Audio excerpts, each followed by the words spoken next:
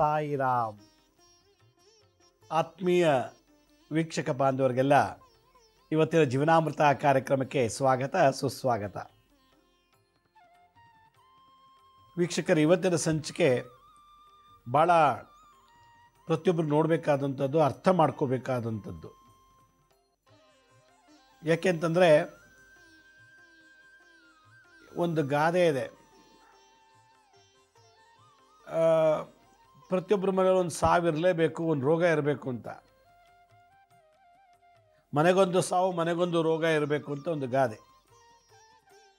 ಆದರೆ ಆ ಸಾವು ಆ ರೋಗಕ್ಕೆ ಕಾರಣ ಕೆಲವು ಬೇಕಾದಷ್ಟು ಇರ್ತದೆ. ಅದರಲ್ಲೂ ಇವತ್ತಿನ ಈ ಒಂದು ಮಾಡರ್ನ್ ಕಂಪ್ಯೂಟರ್ ಯುಗದಲ್ಲಿ, ಈ ಒಂದು ಹೈಟೆಕ್ ಯುಗದಲ್ಲಿ ಮನೆಗೊಂದು ರೋಗ ಮನೆಗೊಂದು ಸಾವು ಅನ್ನೋ ಜೊತೆಗೆ ಮನೆಗೊಬ್ಬ ಕುಡುಕ ಜಾಸ್ತಿ ಆಗ್ತಾ ಇದ್ದಾರೆ. ಅದಕ್ಕೆ ನಾನು ಇವತ್ತಿನ ಸಂಚಿಕೆಯಲ್ಲಿ ಮನೆಗೊಬ್ಬ ಕುಡುಕರು ಉದ್ಧಾರ ಆಗ್ತಿದ್ದಾರೆ, ಸೃಷ್ಟಿ ಆಗ್ತಿದ್ದಾರೆ, ಉತ್ಪತ್ತಿ ಆಗ್ತಿದ್ದಾರೆ. SLC 10ನೇ ಕ್ಲಾಸ್ ಓದೋ ಹುಡುಗರೆಲ್ಲ ಕುಡಿಯೋಕ್ಕೆ ಶುರು ಮಾಡಿಬಿಟ್ಟಿದ್ದಾರೆ. ಮದುವೆ ಆಯಿತು, ಮಕ್ಕಳಾಯಿತು, ಕುಡಿತಿರಲಿಲ್ಲ. ಮಕ್ಕಳೆಲ್ಲ ಆಗಿ ಇನ್ನೇ ರಿಟೈರ್ಡ್ ಆದಮೇಲೆ ಕುಡಿಯೋಕ್ಕೆ ಶುರು ಮಾಡಿದ್ದಾರೆ ಕೆಲವು ಜನ. ಒಂದು ಮದುವೆ ಮುಂಚೆ ಕುಡಿದು ಹಾಳಾಗಿ ಹೋಗಿದ್ದಾರೆ. ಮದುವೆ ಆದಮೇಲೆ ಕುಡಿತಾರೆ, ಏನೋ ಒಂದು ಯೋಚನೆ ಮರೆಯೋಕ್ಕೆ, ಚಿಂತೆ ಮರೆಯೋಕ್ಕೆ. ಇನ್ನೊಂದು ಖುಷಿ ಕುಡಿಯೋಕ್ಕೆ ಶುರು ಆಗಿಬಿಟ್ಟಿದ್ದಾರೆ. ಈಗ ಮಸ್ತು ಮಜಾ ಮಾಡೋದು ಒಂದು ಖುಷಿ, ಅದಕ್ಕೋಸ್ಕರ ಕುಡಿಯೋದು, ಪಾರ್ಟಿ ಮಾಡೋದು. ಊಟ ತಿಂಡಿ ತಿಂದು ಸಾಯ್ತಾ ಇಲ್ಲ ಇವತ್ತು ಜನ. ಒಳ್ಳೆ ಊಟ ಮಾಡ್ತಾರೆ, ಒಳ್ಳೆ ತಿಂಡಿ ತಿಂತಾರೆ, ಒಳ್ಳೆ ಟೀ ಕಾಫಿ ಕುಡಿತಾರೆ. ಇದರಿಂದ ಸಾವು ಬರ್ತಿಲ್ಲ. ಸಾವು ಬರ್ತಾ ಇರೋದು ಈ ಕುಡಿತದಿಂದ ಮನೆಗೊಬ್ಬ ಸಾವು. ಮೊನ್ನೆ ಯಾರೋ ಒಬ್ಬರು ನನ್ನ ಭೇಟಿ ಮಾಡಿದ್ರು ದಾವಣಗೆರೆ ಕಾರ್ಯಕ್ರಮಕ್ಕೆ ಬಂದಿದ್ದಾಗ. ನಮ್ಮ ಯಜಮಾನ್ರು ಕುಡಿತಾರೆ, ನನ್ನ ಮಗನೂ ಕುಡಿತಾನೆ. ಈ ಇಬ್ಬರು ಕುಡುಕರ ಮಧ್ಯೆ ನಾನು ಬದುಕ್ತಾ ಇದ್ದೀನಿ. ನನಗೆ ಹುಚ್ಚಿಡ್ದು ಬಿಟ್ಟಿದೆ. ನಾನು ಸುಖ ಅನ್ನೋದೇ ನೋಡಿಲ್ಲ. ಕುಡುಕನ ಗಂಡ ಕಟ್ಕೊಂಡೆ, ಈ ಗಂಡ ಕುಡಿದು ನಮ್ಮನ್ನು ಗೋಳಿಕೊಳ್ದಲ್ದೇ ಹಲವಾರು ಜನ ಕುಡಿಸಿ ಅವ್ರ ಸಂಸಾರ ಹಾಳು ಮಾಡಿದಾರಂತೆ. ಆ ಯಮ್ಮನ ಗಂಡ ತಾನು ಕುಡಿದು ಸುಮ್ಮನೆ ಬಂದು ಮಲ್ಕೊಳ್ಳೋದು ಬಿಟ್ಬಿಟ್ಟು ಫ್ರೆಂಡ್ಸ್ಗೆಲ್ಲ ಕರ್ಕೊಂಡು ಹೋಗೋದು, ಕುಡಿಸೋದು. ಅವರು ದೊಡ್ಡ ಕುಡುಕರು ಮಾಡಿಬಿಟ್ಟಿದ್ದಾರೆ. ಆ ಫ್ರೆಂಡ್ಸ್ ಹೆಂಡ್ತಿರೆಲ್ಲ ಬಂದು ಗಲಾಟೆ ಮಾಡ್ತಾರಂತೆ. ನಿನ್ನ ಗಂಡನಿಂದ ನನ್ನ ಗಂಡ ಕೆಟ್ಟೋದ, ನಿನ್ನ ಗಂಡ ಕುಡಿಸಿ ನನ್ನ ಗಂಡನ ಹಾಳು ಮಾಡಿಬಿಟ್ಟ ಅಂತೇಳಿ. ಅನ್ನದಾನ ಮಾಡ್ರಪ್ಪ ಅಂದರೆ ಯಾರೂ ಮಾಡಲ್ಲ. ಒಂದು ಹಣ್ಣು ದಾನ ಮಾಡ್ರಪ್ಪ ಅಂದರೆ ಯಾರೂ ಮಾಡಲ್ಲ. ಒಂದು ಬಾಟ್ಲು ನೀರು, ಕುಡಿಯೋ ನೀರು ದಾನ ಮಾಡಿ ಅಂದರೆ ಮಾಡಲ್ಲ. ಆದರೆ ಈ ಕುಡಿಯೋದನ್ನು ಯಥೇಚ್ಛವಾಗಿ ದಾನ ಮಾಡ್ತಾರೆ, ಕುಡಿಸ್ತಾರೆ. ಕುಡಿಸಿ ಇನ್ನೊಬ್ಬರ ಮನೆ ಹಾಳು ಮಾಡಿಬಿಡ್ತಾರೆ. ಇವತ್ತು ಕುಡುಕರ ಸಾಮ್ರಾಜ್ಯ ಜಾಸ್ತಿ ಆಗ್ತಾ ಇದೆ.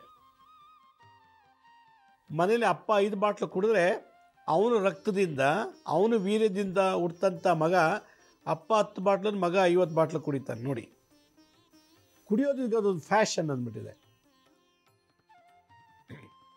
ನಾವು ಒಂದು ಸಲ ಮಹಾರಾಷ್ಟ್ರದಲ್ಲಿ ಬಾಂಬೆಗೆ ಒಬ್ಬರು ಹೋಗಿದ್ದಾಗ ನಾನು ಒಬ್ಬರು ಮನೆಗೆ ಹೋಗಿದ್ದೆ. ಅವರು ಇಲ್ಲೊಬ್ರು ಮನೆಗೆ ಹೋಗೋಣ ಬನ್ನಿ ಅಂತೇಳಿ ಯಾವುದೋ ಒಂದು ವಿಚಾರಕ್ಕೆ ಕರ್ಕೊಂಡು ಹೋದರು. ತುಂಬ ವರ್ಷದಿಂದ ಇದು ಮಾತು. ಅಲ್ಲಿ ಹೋದರೆ ನಮ್ಮ ಕಡೆ ಎಲ್ಲ ಬಂದ ತಕ್ಷಣ ಕುಡಿಯೋಕ್ಕೆ ನೀರು ಕೊಡ್ತಾರೆ, ಇಲ್ಲ ಕಷಾಯ ಕೊಡ್ತಾರೆ, ಇಲ್ಲ ಟೀ ಕಾಫಿ ಕೊಡ್ತಾರೆ. ಅಲ್ಲಿ ನಮ್ಮ ಜೊತೆ ಹೋದವ್ರಿಗೆಲ್ರಿಗೂ ಬಾಟ್ಲ್ ಇಟ್ಬಿಟ್ಟು ಬಾಟ್ಲಲ್ಲಿ ಎಲ್ಲ ಸುರಿದ್ಬಿಟ್ಟು ಎಲ್ರಿಗೂ ಕೊಡ್ತಾ ಇದ್ದಾರೆ. ನನಗೆ ಆಶ್ಚರ್ಯ, ಇದೇನಿದು ಇದೆಂಥ ಅತಿಥಿ ಸತ್ಕಾರ. ಬಂದ ತಕ್ಷಣ ಕುಡಿಯೋಕ್ಕೆ ಕೊಡ್ತಾ ಇದ್ದಾರಲ್ಲ, ಅದೇನು ಎಲ್ಲ ಫಾರಿನ್ ಬ್ರ್ಯಾಂಡ್ ಅಂತೆ. ಫಾರಿನ್ ಬ್ರ್ಯಾಂಡಲ್ಲಿ ಎಲ್ರಿಗೂ ಕೊಡ್ತಾರೆ. ನಾನು ತಕ್ಷಣ ಎದ್ದಿದ್ಕೊಂಡು ಹೇಳಿದೆ, ಏನಿದು ಸಂಸ್ಕಾರ ಇದು? ಕುಡಿಯೋಕ್ಕೆ ನೀರು ಕೊಟ್ಟರೆ ಓಕೆ, ಕುಡಿಯೋಕ್ಕೆ ಈ ಫಾರಿನ್ ಕಂಟ್ರಿದು ಏನಾರ ಹೇಳಿದ್ರು, ಅದು ನನಗೂ ಹೆಸರು ಮರ್ತೋಯ್ತು. ಎಲ್ಲ ಕೊಡ್ತಾ ಇದ್ದೀರಲ್ಲ, ಇದೇನು ಅಂದಾಗ ಅದು ಅವ್ರ ಮನೆ ಪದ್ಧತಿ ಅಂತೆ. ಅದು ದೊಡ್ಡ ಕುಡುಕರ ಫ್ಯಾಮಿಲಿ, ಅದು ಬಂದವ್ರಿಗೆಲ್ಲ ಅದೇ ಕೊಡೋದಂತೆ.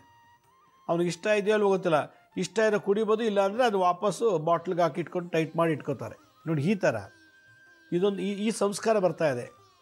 ನಮ್ಮ ಉತ್ತರ ಕನ್ನಡಕ್ಕೆ ಹೋದರೆ ಅಲ್ಲಿ ಹೋದ ತಕ್ಷಣ ಒಂದು ಕಷಾಯ ಕೊಡ್ತಾರೆ. ಎಷ್ಟು ಒಳ್ಳೇದು ಗೊತ್ತಾ? ಈ ಸಿರ್ಸಿ ಸಿದ್ದಾಪುರು, ಈ ಕಾರವಾರ ಕಡೆಲ್ಲ ಹೋದರೆ ಹೋದ ತಕ್ಷಣ ನೀರು ಕೊಡೋಲ್ಲ, ಅವರು ಕಷಾಯ ಕೊಡ್ತಾರೆ. ಭಾಳ ಒಳ್ಳೆಯದು. ಅದು ಭಾಳ ವಿಶೇಷವಾದ ಪದ್ಧತಿ ಅದು. ಒಬ್ಬರಿಗೆ ಕಷಾಯ ಕೊಡೋದ್ರಿಂದ ವಾಸ್ತುದೋಷ ನಿವಾರಣೆ ಆಗುತ್ತೆ. ಕೆಲವು ಮನೆಗಳಲ್ಲಿ ನೀರು ಕೊಡ್ತಾರೆ ಕುಡಿಯೋಕ್ಕೆ, ಹೋದ ತಕ್ಷಣ ಬಂದ ತಕ್ಷಣ ಅತಿಥಿಗಳಿಗೆ ಒಂದು ಲೋಟ ನೀರು ಕೊಟ್ಟು ಸತ್ಕರಿಸ್ಬೇಕಂತೆ. ಜಲಶಾಂತಿ, ಚಂದ್ರಗ್ರಹಕ್ಕೆ ಶಾಂತಿ ಅದು.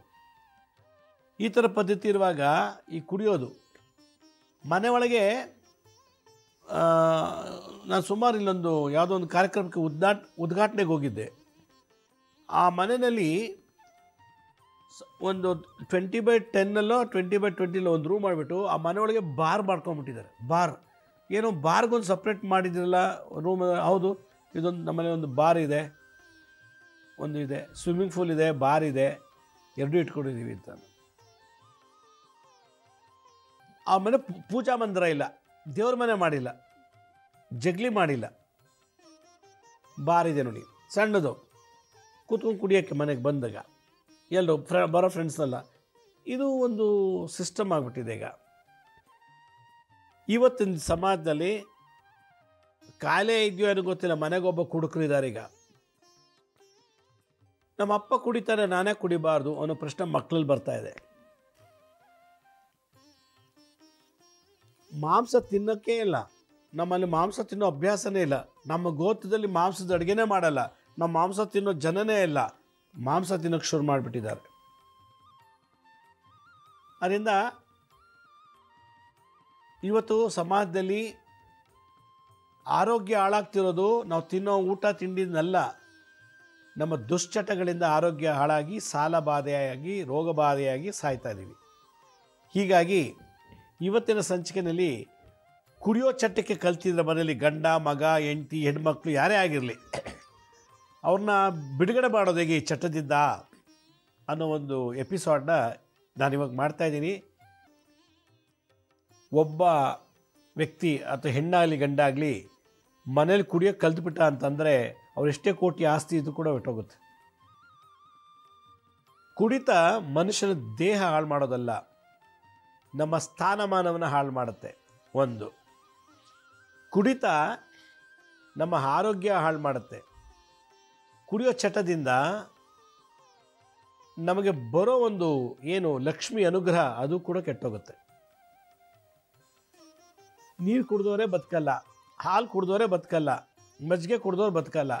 ಅಂಥದ್ದಲ್ಲಿ ಇವೆಲ್ಲ ಕುಡಿಯೋದ್ರಿಂದ ಆರೋಗ್ಯ ಹಾಳು, ಮಾನ ಹಾಳು, ಸ್ಥಾನಮಾನಕ್ಕೆ ಧಕ್ಕೆ. ಮತ್ತು ನಮ್ಮ ಮನೇಲಿ ಎಲ್ಲರೂ ನಮ್ಮನ್ನು ಒಂದು ವಿಚಿತ್ರ, ಅಯ್ಯೋ ನನ್ನ ಗಂಡ ಕುಡ್ಕ, ನನ್ನ ಗಂಡ ಕುಡ್ಕ 10 ಜನ ಮುಂದೆ ಹೇಳ್ತಾರೆ, ನನ್ನ ಮಗ ಕುಡಿತಾಳೆ, ನನ್ನ ಮಗಳು ಕುಡಿತಾಳೆ.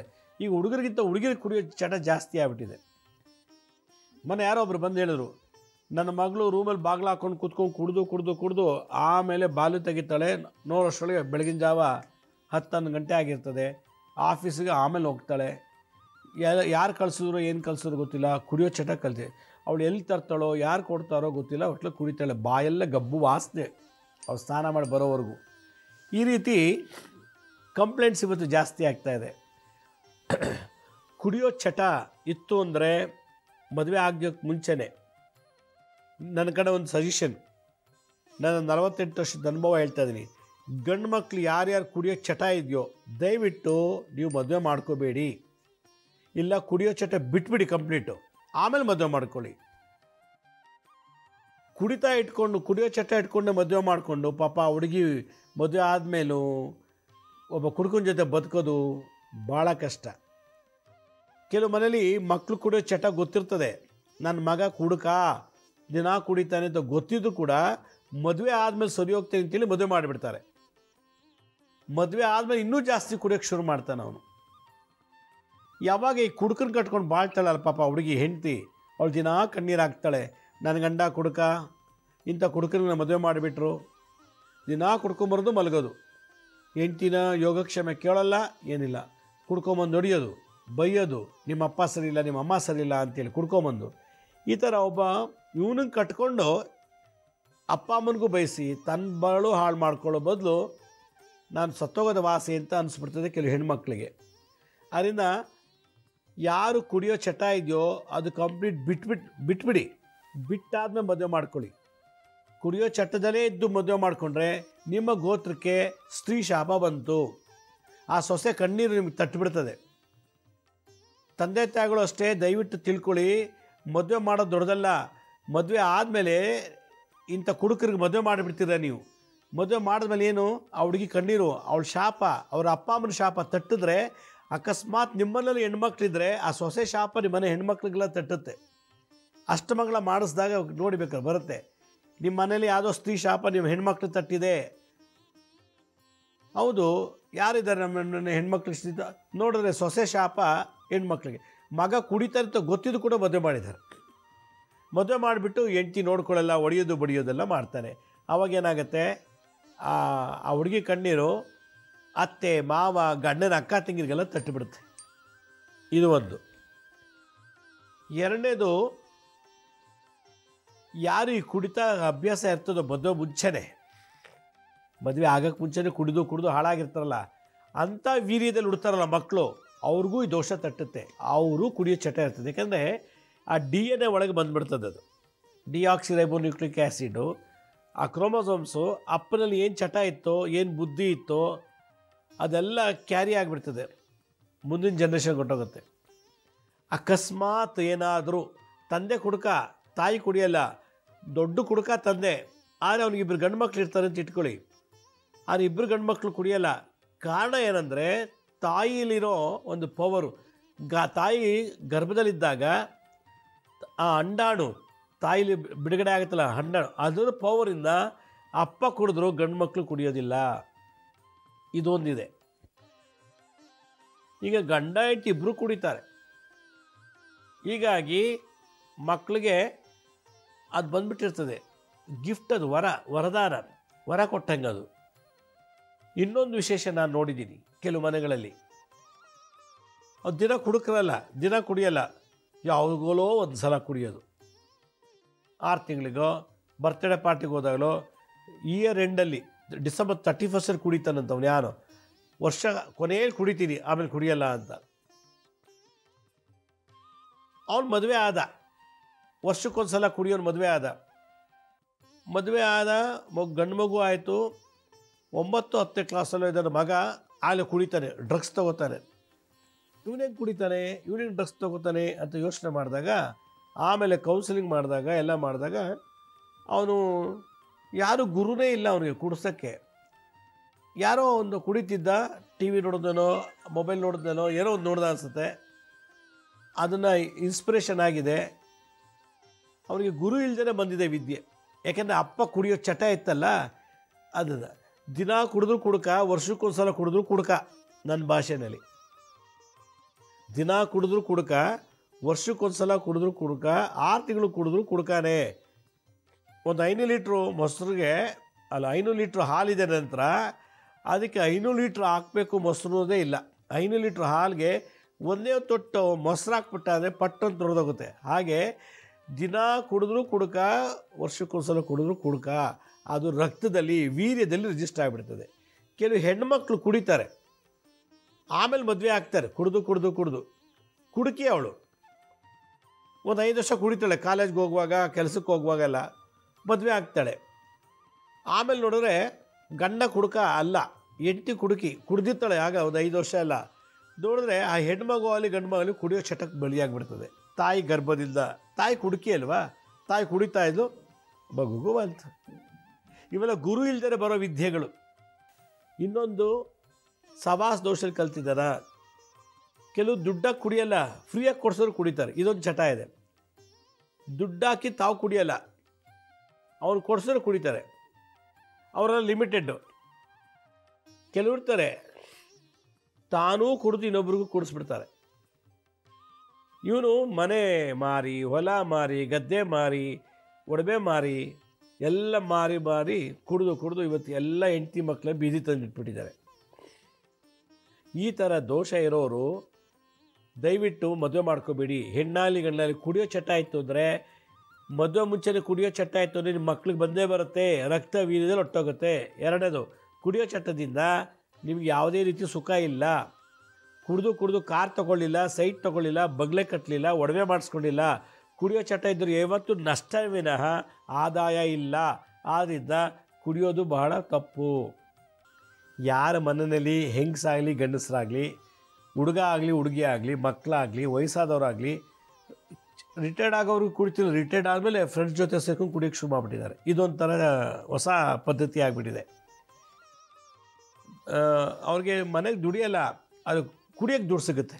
ಮನೆಗೆ ದುಡಿದು ಮನೆ ಹೆಂಡತಿ ಮಕ್ಕಳು ಸಾಕಲ್ಲ, ಕುಡಿಯೋಕ್ಕೆ ಮಾತ್ರ ದುಡ್ಡು ಸಿಗುತ್ತೆ ನೋಡಿ. ಅದೊಂಥರ ಅವ್ರಿಗೆ ಯೋಗ. ಈ ಥರದಲ್ಲಿ ಬಲಿಯಾದಂಥವ್ರನ್ನ ನಾವು ಹೊಡಿಬಾರ್ದು, ಬೈಬಾರ್ದು, ಕೂಗಾಡಬಾರ್ದು. ಸುಮ್ಮನೆ ನಾವು ಸೈಲೆಂಟಾಗಿದ್ದು ಅವ್ರನ್ನ ಆ ಕುಡಿಯೋದನ್ನು ಬಿಡಿಸ್ಬೇಕು, ಮಾಂಸ ತಿನ್ನೋದನ್ನು ಬಿಡಿಸ್ಬೇಕು. ಮಾಂಸ ತಿನ್ನೋದೇ ನಮ್ಮ ಸಂಪ್ರದಾಯ ಅಂದರೆ ಏನು ಮಾಡೋಕ್ಕಾಗಲ್ಲ. ಕುಡಿಯೋದೇ ನಮ್ಮ ಸಂಪ್ರದಾಯ, ಇದು ನಮಗೆ ಗಿಫ್ಟೆಡ್, ನಮಗೆ ಇದು ಬಂದಿರೋ ಪದ್ಧತಿ ಅಂದರೆ ಏನು ಮಾಡೋಕ್ಕಾಗಲ್ಲ. ಬಟ್ ಕುಡಿದು ಎಷ್ಟೋ ಸಂಸಾರ ಬೀದಿ ಬಂದುಬಿಟ್ಟಿದೆ, ಕುಡಿದು ಹಾಳಾಗೋಗಿದ್ದಾರೆ. ಈ ಥರದವ್ರಿಗೆಲ್ಲ ಕುಡಿಯೋದೇ ದೊಡ್ಡ ದೊಡ್ಡ ದೊಡ್ಡ ಮಹಾ ಅಪರಾಧ ನಮ್ಮ ಮನೆಯಲ್ಲಿ ಅನ್ನೋರಿಗೆ ನನ್ನ ಕಡೆಯಿಂದ ಒಂದು ಸಣ್ಣ ಒಂದು ಮಂತ್ರತಂತ್ರ ಹೇಳ್ತೀನಿ ನೋಡಿ. ಈ ತೋರು ಬೆರಳು ಮತ್ತು ಮಧ್ಯದ ಬೆರಳು ಎರಡೂ ನಿಮಗೆ ಕ್ರಾಸ್ ಮಾಡಿ ಇಟ್ಕೊಳ್ಳಿ. ಹೀಗೆ ನೋಡಿ, ಹೀಗೆ ಮಧ್ಯದ ಬೆರಳು ಶನಿ ಗ್ರಹ, ತೋರು ಬೆರಳು ಗುರು. ಇನ್ನು ಉಳಿದಿದ್ದೆಲ್ಲ ಬೆಂಡ್ ಮಾಡಿ ರೀತಿ ಮರ್ಚಿ ಹೆಬ್ಬೆಟ್ ಮೇಲೆ ಹೆಬ್ಬೆಟ್ ಕೆಳಗಡೆ ಉಗುರು ಬೆರಳು ಮತ್ತು ಕಿರು ಬೆರಳಿಗೆ ಪ್ರೆಸ್ ಮಾಡಿ ನೋಡಿ, ಹೀಗೆ ಇಟ್ಕೊಳ್ಳಿ.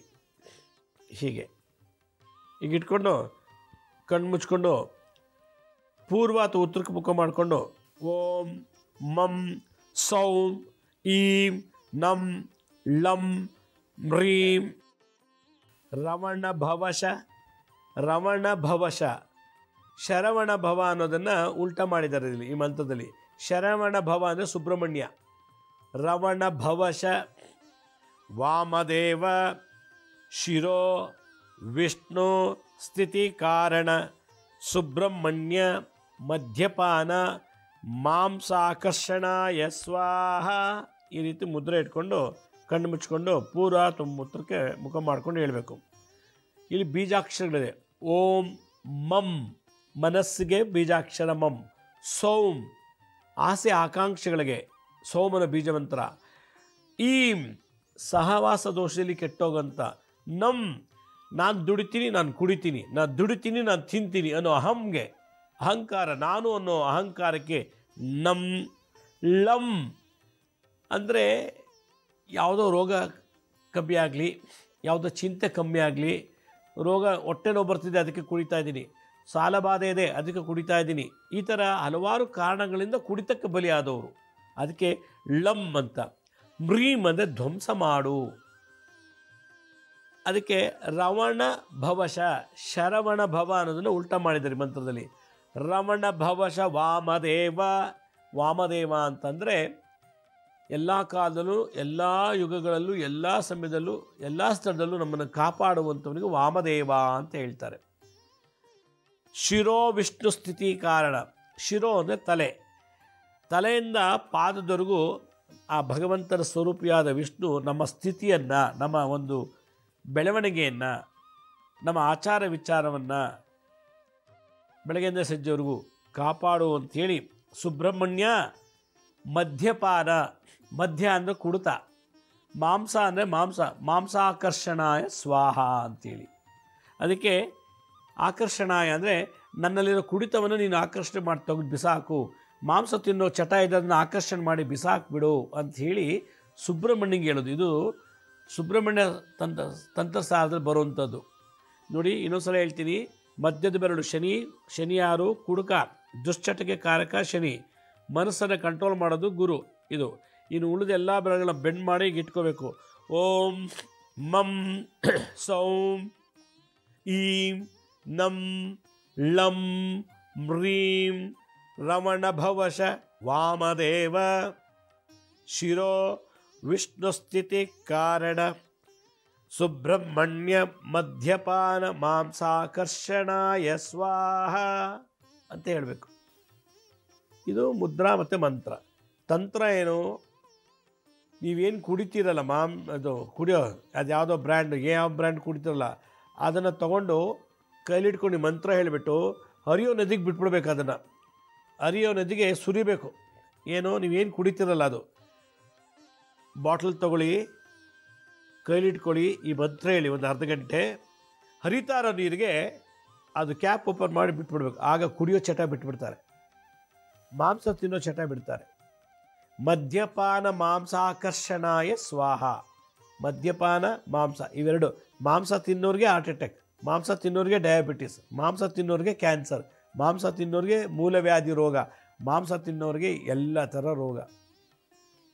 ಈಗಿನ ಪ್ರಾಣಿ ಮಾಂಸ ಪ್ಯೂರ್ ಇಲ್ಲ. ಇವತ್ತಿನ ಈ ಕಲಿಯುಗದಲ್ಲಿ ಪ್ರಾಣಿ ಮಾಂಸವೂ ಪ್ಯೂರ್ ಇಲ್ಲ. ಆದ್ದರಿಂದ ಅಂಥ ತಿನ್ನೋದ್ರಿಂದ ಎಲ್ಲ ಕಾಯಿಲೆ, ಬಿ ಪಿ, ಡಯಾಬಿಟಿಸ್. ಮಾಂಸ ತಿನ್ನೋರಿಗೆ ಬಿ ಪಿ, ಡಯಾಬಿಟಿಸ್ ಎರಡೂ ಇರುತ್ತೆ. ಅದನ್ನು ಸುಬ್ರಹ್ಮಣ್ಯಗೆ ಅರ್ಪಣೆ ಮಾಡಿಬಿಡೋದು. ಮದ್ಯಪಾನ ಮಾಂಸಾಕರ್ಷಣಾಯ ಸ್ವಾಹ ಅಂತೇಳಿ. ಅದಕ್ಕೆ ಈ ಮಂತ್ರನ ಮುದ್ರಣ ಮಾಡಿ ತಂತ್ರ ಎಷ್ಟು ಸಲ ಮಾಡಬೇಕು? ಹುಣ್ಣಿಮೆ ಅಮಾವಾಸ್ಯೆ ದಿವಸ ಇದನ್ನು ಮಾಡಿ.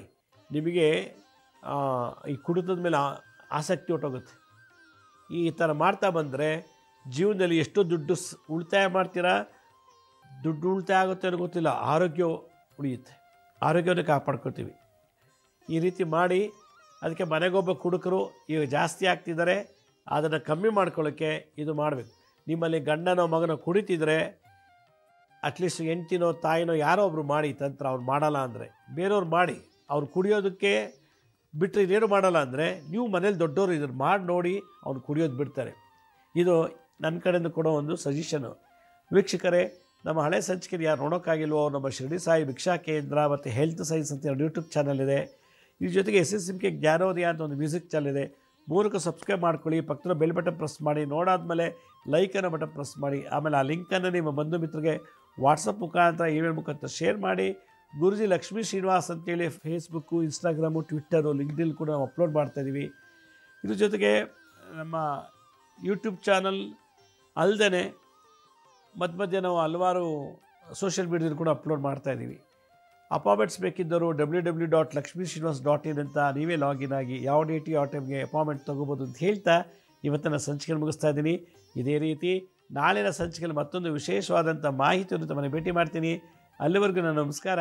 ಸಾಯಿರಾಮ್.